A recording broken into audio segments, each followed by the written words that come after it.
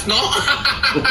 Kasi nangyayari, hirap na hirap pero sa ibang bansa, tapos pag humingi yung mga tao sa Pilipinas at wala kang may bigay, aba, ang mga diputa pa ang galit, di ba? What's up guys? So, magbibigay tayo ng video reaction doon sa isa sa mga sikat na tinitingnan vlogger ngayon dito sa Pilipinas, si Taeji, si Thailand girl. Yes. So, bilang payo niya sa isang OFW na matagal nang nag-abroad, tapos pag-uwi ay naghihirap na at walang pera. So, makukuha na natin ng aral yung kanyang mga sinasabi na kailangan din nating mag-ipon at wag lahat ipapadala doon sa ating pamilya.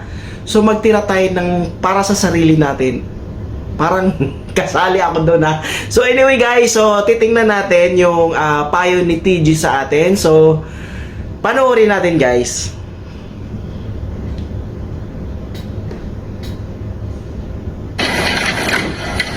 Shout out ito sa lahat ng mga OFW. O alam niyo naman siguro guys na nagaling ako ng probinsya namin. Maraming mga OFW sa probinsya namin. Mga 6 doon, kaibigan ko na nagtrabaho mga 7 years to 10 years doon sa ibang bansa. Ngayon, naghihirap na sila. Ngayon guys, kung nakita ninyo, may dala akong pagkain at syempre reseta, gamot ito. Kasi nga may kaibigan ako na OFW dito sa Davao na kung saan 7 taon na nagtrabaho sa ibang bansa. Ngayon na hospital, 2 weeks pa lang sa hospital, wala na pera, naghihintay na lang siya mamatay. Kasi dalahan ko siya ng pagkain dahil kung di ko siya dalahan baka mamatay na siya ba. Ang problema niya kasi yung sa ibang bansa siya, lahat ng mga pera niya pinadala niya sa pamilya niya at pamilya ng kapatid niya. Kaya alam niyo, hindi ko talaga maintindihan ang mindset ng mga OFW na Pinoy. Kaya kung may mga kaibigan kayo or kamag-anak kayo ng mga OFW, i-send nyo or itag nyo sa video na ito dahil real talk natin sila. Sa lahat ng mga kapwa ko OFW, makinig ng mabuti, magalit na ang magalit pero real talk ito. Ito serious. So guys, nakita niyo naman daw yung magsalita si Taeji. So prang punto por punto. So ibig sabihin, so sa lahat, kagaya ko hindi lang ako, lahat ng mga kapwa ko na OFW. So pakinggan natin at may makukuha tayong aral sa mga sasabihin niya. So ang galing, di ba? Ito na tanong sa lahat ng mga kapwa ko OFW.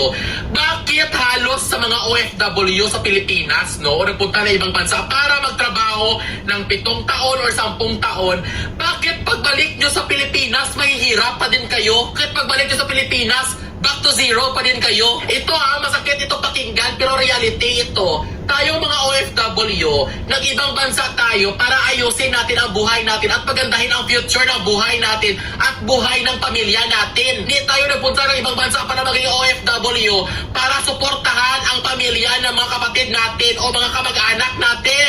Masakit ang sinabi ni Thailand girl. Masakit talaga yan siya. Lalo na kasi may kakayahan ka pa at may lakas ka pang magtrabaho sa ibang bansa. Masakit talaga pakinggan ang sinabi ko. Pero balang araw, pag paigod-igod ka na at wala ka na kakayahan magtrabaho sa ibang bansa at naghihirap ka na, dyan mo ma-realize na tama itong sinasabi ko. Kasi guys, ito talaga ang mindset ng mga OFW na hindi ko maintindihan kasi mindset ko din ito noon. Bakit pag OFW tayo at pumunta tayo ng ibang bansa, bakit parang may responsibilidad tayo magpadala ng pera sa Pilipinas? Pero, nagkasakit ka or kailangan mo ng pera sa ibang bansa bilang isang OFW, wala kang karapatan or nakakahiya manghingi ng pera galing sa Pilipinas. Tama? Kaya nga diba, pag OFW ka, kahit nahirap ka na sa ibang bansa or walang-wala ka na sa ibang bansa, isarili mo na lang ang paghihirap at sakripisyo mo. May mga time pa nga minsan na kahit na walang-wala ka na gutom ka na, naghihirap ka na sa ibang bansa, tapos nangailangan ang pamilya mo sa Pilipinas, mangutang ka pa para ipadala sa kanila kaya sa mangutang ka para sa sarili mo. Tama?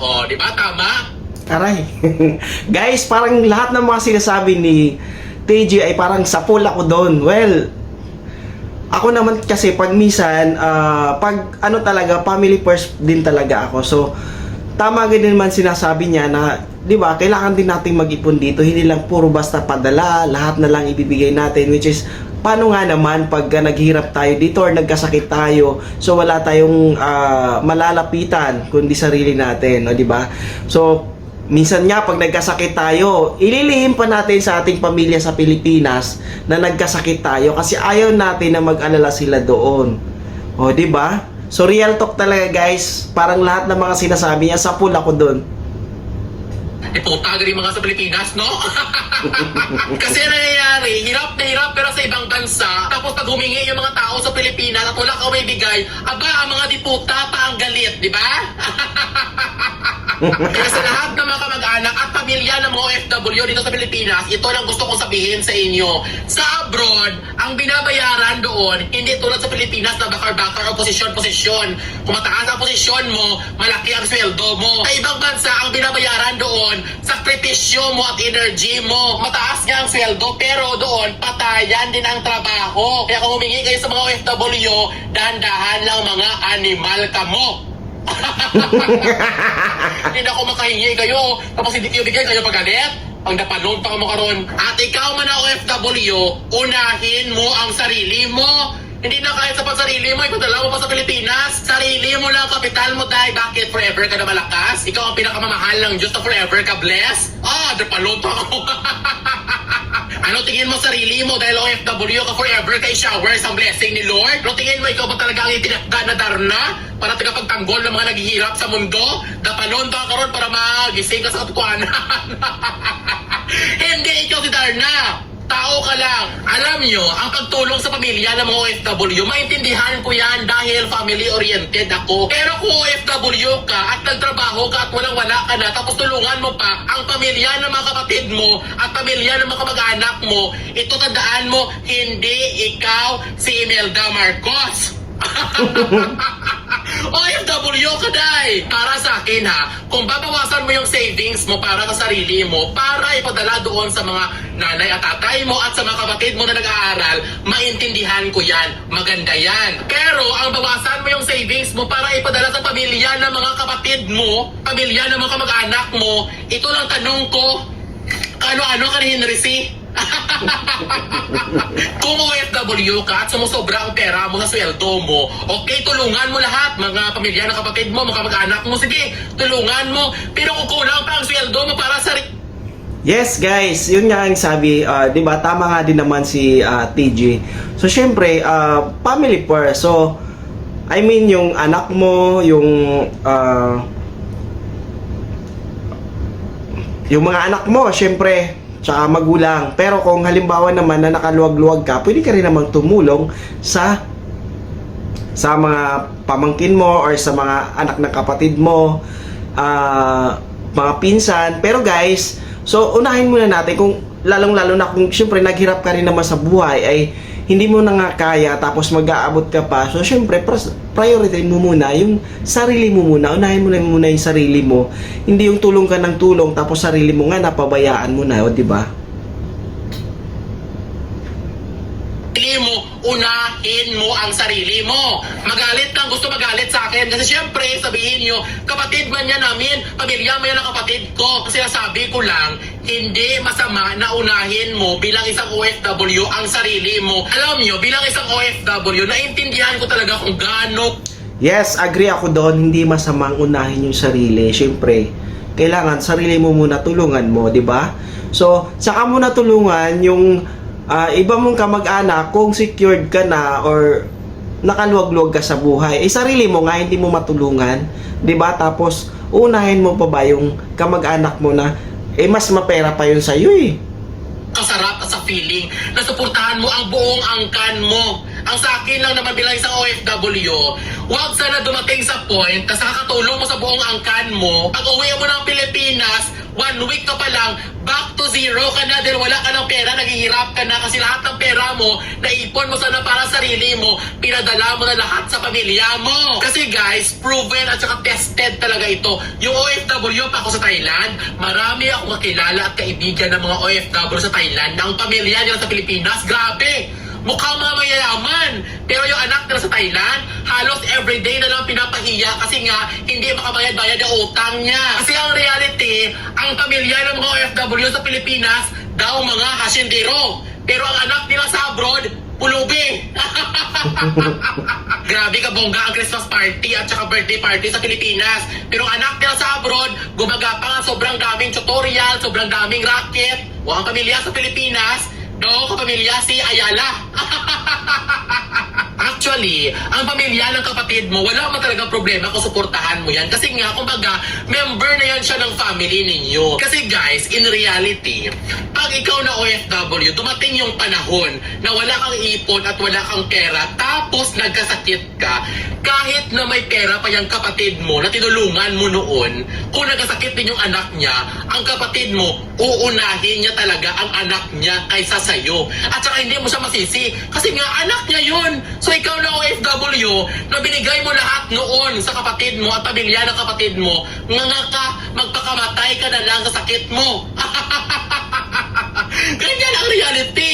At to be honest, Guys, parang natamaan talaga ako as in dun sa mga sinabi ni TG, which is reality nga naman. Syempre, mas priority nung anak ng kapatid mo na tulungan yung anak niya, 'di ba? Kaysa sa'yo kung sakali ikaw ang nagkasakit tapos yung anak din niya nagkasakit. Syempre, mas priority niya yung anak niya. Mas nangangailangan ng tulong yun kaysa sa'yo. Pag in case na nagkasakit ka, na walang-wala ka din pera, tama nga yung sinasabi niya. Kaya guys, lahat ng mga OFW, mas nakaka-relate sa mga sinasabi ni TJ about dito sa sinasabi niya. Nakaka-relate tayo guys. So tapusin natin yung video. guys, hindi mo masisi ang kapatid mo. Walang mali sa ginawa ng kapatid mo na mas uunahin niya ang anak niya kaysa sa'yo pag nagkasakit kayo pareho. Kasi nga, pamilya niya yun. Ang mali dito, noong katrabaho ka pa at malakas ka pa, inubos mo ang pera mo kakasuporta sa pamilya ng kapatid mo. So ngayon niya, na wala kang pera at wala kang ipon dahil sa padala mo at naghihirap ka at nagkasakit ka, baka matay ka na lang eh. Ang gusto ko lang naman kasi iparating sa mga kapwa ko OFW is, ang pinaghirapan mo, i-support mo sa mga magulang mo at sa mga kapatid mo na nag-aaral dahil kailangan kanila. Tapos guys, pag-ipunan mo talaga ang sarili mo. Kung may sobra ka, suportahan mo ang pamilya ng kapatid mo, suportahan mo ang kamag-anak mo, go! Sa lahat ng mga OFW, ito ang dapat nating isipin. Yes, exactly. Tama yung sinabi niya. Siyempre, mag-ipon ka muna at kung may sobra kang natitira doon sa ipon mo, saka ka na magsuporta doon sa mga kapamilya mo. Siyempre, unahin mo muna yung savings mo kasi hindi lahat, guys, hindi lahat sa oras na nandito tayo sa abroad ay malusog, malakas. Siyempre, tao lang din tayo, manghihina tayo in the future. Kailangan din nating magpahinga, i-secure yung sarili. So, paano tayo magpapahinga at hanggang ngayon wala pa rin tayong ipon? O, di ba? Na tayo ng mga OFW na ilang taon nagtrabaho sa ibang bansa, kailangan ang goal natin, pag uwi natin ng Pilipinas, may savings tayo na kahit 1 year tayo hindi magtrabaho, pwede tayo mag-relax at mabuhay tayo. Dahil tayo mga OFW, hindi talaga forever na malakas tayo at may maganda tayong opportunity sa buhay natin. Napakahirap talaga maging OFW sa ibang bansa. Kaya pag OFW ka, mag-ipon ka para sa sarili mo. Para pagdating yung panahon na pagod ka na, pwede kang umuwi sa Pilipinas at magpahinga. Hindi na katulad ng ibang OFW, pagod na nakatrabaho sa ibang bansa pero ayaw umuwi sa Pilipinas kasi walang ipon, naubos ang ipon nila kapadala sa pamilya ng mga kapatid nila at kasuporta sa kamag-anak nila. Inuuto mo sarili mo, day! Mali yan ang mindset. Pero sa bandang huli, desisyon nyo yan kasi nga pera nyo yan, pinaghirapan nyo yan. At sa akin na naman, payong kapwa OFW. Kaya sa lahat ng mga kapwa OFW, huwag kalimutan na i-prioritize ang sarili. Ito lang ang kapital natin. Huwag kalimutan na mag-ipon para sa sarili. Kaya guys, huwag nyo talaga sundin ang yapak ng ibang OFW. Na pag OFW sila, umuwi sila ng Pilipinas, 1 week pa lang, naghihirap na sila, back to zero na sila. Kung OFW ka, dalawa na ang choices mo. Maawa ka ngayon or ikaw ang kawaawason. Yes guys, tama po yung sinabi niya. Kasi nga, nabalitaan nyo ba na nung nakaraan mayroong matandang OFW na nung umuwi na siya at nag-for good na, nung malakas pa siya padala ng padala doon sa pamilya niya. Ngayon, nung nandun na siya at nag-retire, syempre matanda na, siya naman ang pinalayas na ngayon ng kanyang kamag-anak. So napakahirap. So kailangan talaga nating mag-ipon para sa future natin. OFW ka? Bakit ka nakinig sa video ko? Hello everyone! So ang next na naman na game na di-challenge. So sana po may natutunan tayo guys. Lahat po ng OFW na nakapanood ng video na ito. Sana po maging gawin nating aral yung mga sinabi ni TG at inspirasyon na magkaroon tayo ng dedication sa sarili natin na mag-ipon habang malakas pa tayo at hindi sa lahat ng oras ay malakas tayo, napapagod din tayo para pagka